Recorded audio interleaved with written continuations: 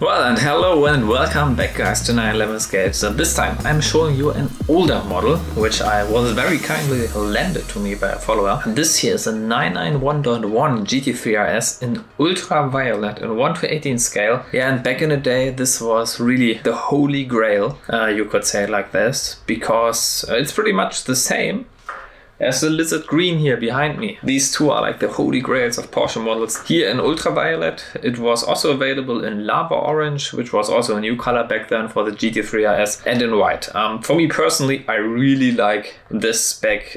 Mr. Purple, as Chris Harris named this very car as he tested it on YouTube back in the day, and yeah, that color is just so amazing. It really is a stunner. Nowadays, values are around the 250 euro mark, so it's still quite expensive. I think back in the day it was also 299 euros new, so it lost really not much of its original value, and yeah, it is such an awesome model. So yeah, let's grab the camera and get up close to it and I'll show you all the details. So sure, this is now the old GT3 RS, but wow, I still can't over the 991.1 generation 911. It just feels so special. The GT3 RS and especially the 911R, there's just this thing to it. I just love them and they were just so awesome back in the day. And this model here in ultraviolet has my favorite GT3 RS spec. So obviously the color in ultraviolet, the silver wheels and the silver supports for the wing. On the real cars many people spec the black wheels and black supports, obviously. There's a way more popular choice, but for me personally the silver wheels are just so awesome with the color. Let me know in the comments what you think of this particular color and specification. The model itself has a standard lights, so no LEDs, just the xenons with one beam.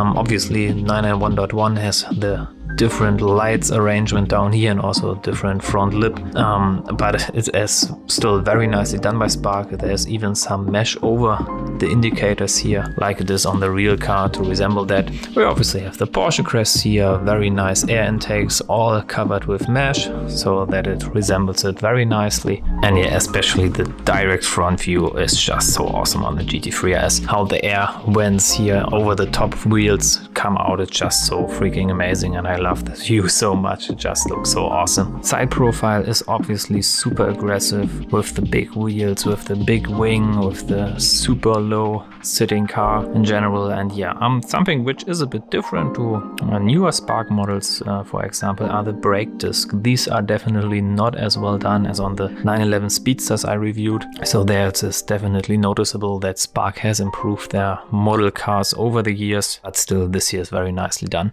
Standard disc brakes are equipped, so we have the steel brakes with the red calipers.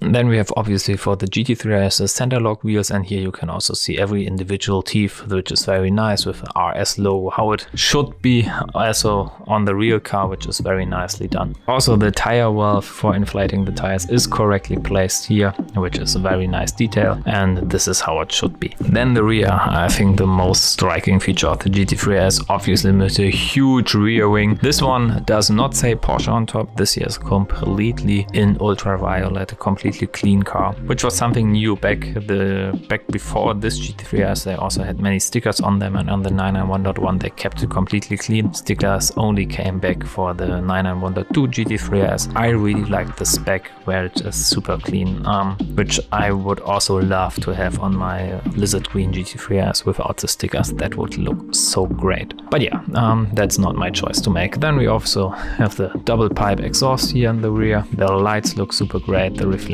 look super great. The third brake light is also there. Overall, this is a really nice model, and I still get it why people would pay so much money for this one. And also the interior is nicely done, but here I have to say it is not as good as on the very latest, especially the Speedster models were so nicely done by Spark. Here obviously you can also see all the details, the GT3 RS logo there in the PCM screen, the PDK selector, leather stitching, all the buttons beneath the PDK selector are all there. Also obviously the Sport Chrono package watch is there. The steering wheel looks nice and the instrument cluster looks also great. So overall this is a very detailed model and you will be very happy if you have it. Something which is not as good are the seats. What I don't like of the seats are the insert, the silver part. I think it does look a bit cheap and could have been nicely made, because the rest of the seat is just wonderful. As you expect, there are all the stitches around the bolsters. You have the GT3 RS stitching in the headrest, you have the seat belt, and also there's the GT3 RS logo turbo back on the transmission tunnel in the back, which is a really nice detail.